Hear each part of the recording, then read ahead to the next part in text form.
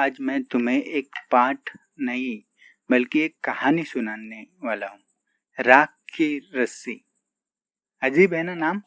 एक रस्सी जो राख की बनी हो। हम लोग तो सोच भी नहीं सकते फिर कैसे ये संभव हुआ।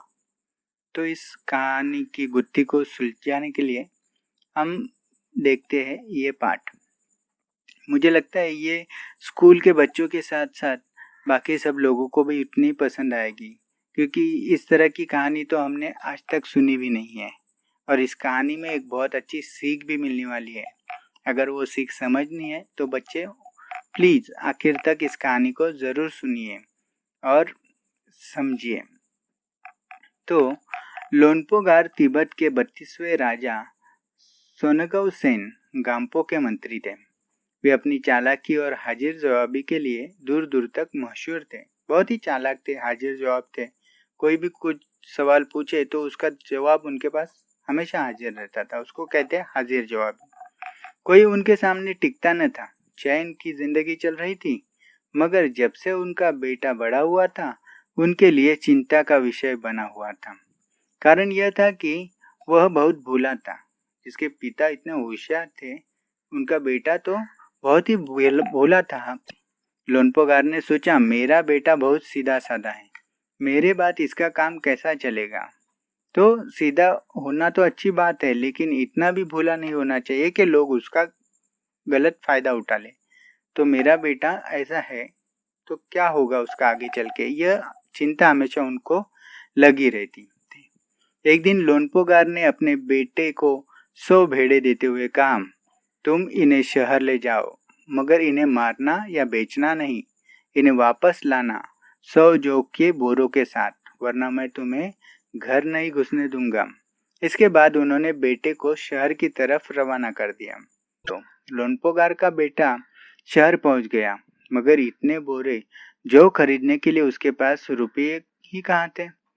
उसने सोचा कि कहाँ से खरीदूं मैं, मेरे पास पैसे तो है नहीं। इन भेड़ों को ना तो मुझे बेचना है, ना तो मरने देना है या कुछ करना है।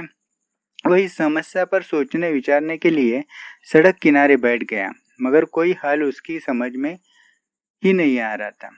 वह बहुत दुखी था। तभी एक लड़की उसके सामने से आ खड़ी हुई। क्या बात है, तुम इतनी दुखी क्यों हो? लोनपोगार के बेटे ने अपना हाल कह सुनाया। इसमें इतना दुखी होने की बात नहीं, मैं इसका हल निकाल देती हूँ। इतना कहकर लड़की ने भेड़ों के बाल उतारे और उन्हें बाजार में बेच दिया। जो रुपये मिले उनसे जौ के 100 बोरे खरीदकर उसे घर वापस भेज दिया। लोनपोगार के बेटे को लगा कि उसके पिता बहुत खुश होंगे, मगर उसकी आप बीती पर उन्होंने ध्यान नहीं दिया। वे उठकर कमरे से बाहर चले गए। दूसरे दिन उन्होंने अपने बेटे को बुलाकर कहा, पिछली बार भेड़ों के बाल उतारकर तुमने बेचे, वो बेचना मुझे जरा भी पसंद नहीं आया। अब तुम दोबारा उन्हीं भेड़ों को लेकर जाओ, उनके साथ जौ के 100 बोरे लेकर ही लौटना। तो उनको लगा इसमें उसकी क्या होशियारी है, वो तो लड़की थी जिसकी वजह से उसने ये किया। देखते अब ये क्या करता है। तो वही भेड़े जिनके बाल भी अभी कट चुके हैं, ना वो बार फिर से बेच सकता है, उनको ले जाओ और 100 बोरे मुझे अनाज ला के दो। एक बार फिर निराश लोनपोगार का बेटा शहर में उसी जगह जा बैठा। क्यों पता नहीं, लेकिन उसको लगा कि वही जाते हैं, वही कुछ न कुछ रास्ता निकलेगा, शायद वो लड़की मिल जाएगी। न जानो क्यों उसे यकीन था कि वह लड़की उसकी मदद के लिए जरूर आएगी, और हुआ भी कुछ ऐसा ही। वह लड़की आई। उसने अपनी मुश्किल कह सुनाई। अब तो बिना जौ के बोरों के मेरे पिता मुझे घर में ही नहीं घुसने देंगे। लड़की सोचकर बोली, एक तरीका है। उसने भेड़ों के सींग काट लिए। इस बार वो बोली, बाल तो कट चुके हैं, अब उनके सींग काटते, खासी कीमत मिल जाएगी। उन्हें बेचकर जो रुपये मिले उनसे 100 बोरे जौ खरीदे। बोरे लोनपोगार के बेटे को सौंप कर लड़की ने उसे बेच दिया। भेड़ और जौ के बोरे के पिता के हवाले करते हुए लोनपोगार का बेटा खुश था। उसने विजयी भाव से सारी कहानी कह सुनाई। सुनकर लोनपोगार बोले, उस लड़की से कहो कि हमें 9 हाथ लंबी राख की रस्सी बना कर दी। उनके बेटे ने लड़की के पास जाकर पिता का संदेश दोहरा दिया। लड़की ने एक शर्त रखी, मैं रस्सी बना तो दूंगी, मगर तुम्हारे पिता को वह गले में पहननी होगी। लोनपोगार ने सोचा ऐसी रस्सी बनाना ही असंभव है, इसलिए लड़की की शर्त मंजूर कर ली। अगले दिन लड़की ने 9 हाथ लंबी रस्सी ली, उसे पत्थर के सील पर रखा और जला दिया। रस्सी जल गई, मगर रस्सी के आकार की राख बच गई।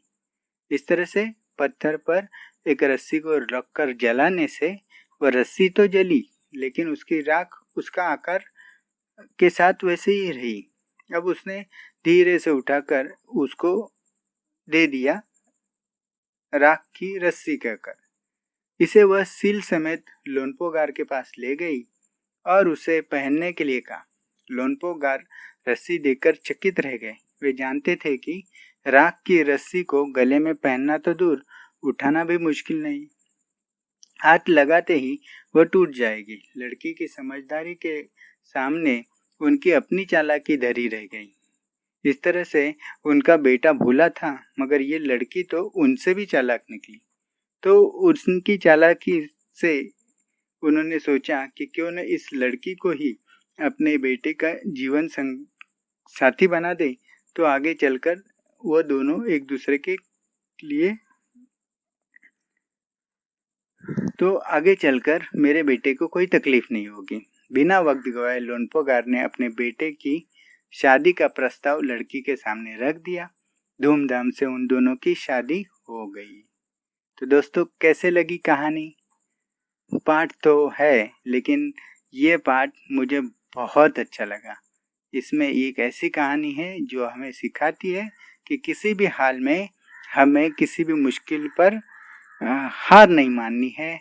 हमें कुछ और सोचने पर, थोड़ा और प्रयास करने पर उसका हल ज़रूर मिल सकता है। थोड़ा अलग सोचना ज़रूरी हो जाता है जब चीज़ें नामुमकिन मुश्किल लगने लग जाती है। जैसे कि लॉकडाउन का समय है, तो आपको लगता होगा कि क्या होगा, कैसे पढ़ाई करेंगे, तो थोड़ा अलग सोचो। तो क्या हुआ अगर स्कूल नहीं है, ऑनलाइन वीडियोस मिलते हैं, वहाँ पर हम इस तरह की कहानियाँ पाठ सुनकर भी तो पढ़ सकते हैं। इनके अलावा किताबें हैं, वो पढ़ो। कभी उनमें झांको तो तुम्हें पूरे विश्व का दर्शन हो जाएगा।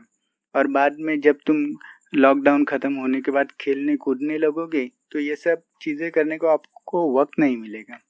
इसलिए अब इस वक्त को अच्छे से यूटिलाइज करो। तो ठीक है दोस्तों, मिलते हैं फिर से ऐसे किसी दूसरे पाठ यानी कहानी के साथ। Bye bye, good day, take care.